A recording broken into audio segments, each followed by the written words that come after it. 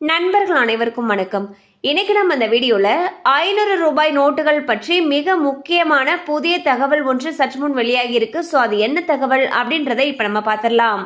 September 30ஆம் தேதியுடன் 500 ரூபாய் நோட்டுகளை ஏடிஎம்களில் நிறுத்தப் போவதாகவும் அதன் பிறகு 500 ரூபாய் நோட்டுகள் செல்லாது எனவும் வாட்ஸ்அப்பில் மீண்டும் தகவல் பரவி வருகிறது. இதனை மத்திய அரசின் தகவல் சரிபார்ப்பகம் மறுத்துள்ளது. 500 ரூபாய் நோட்டுகள் ரத்து தொடர்பாக ஆர்பிஐ எந்த அறிவிப்பையும் வெளியிடவில்லை எனவும் 100 ரூபாய் மற்றும் 200 ரூபாய் நோட்டுகளின் புழக்கத்தை அதிகரிக்கவே அறிவுறுத்தப்பட்டிருப்பதாகவும் விளக்கம் அளிக்கப்பட்டுள்ளது. ஸோ பார்த்தீங்கன்னா மீண்டும் 500 ரூபாய் நோட்டுகள் செல்லாது அப்படின்ற தகவல் ஒன்று பரவி வந்துச்சு. இந்நிலையில் பிஐபி ஃபேக்ட் செக், அதாவது மத்திய அரசுடைய தகவல் சரிபார்ப்பகம் இதை மறுத்திருக்காங்க.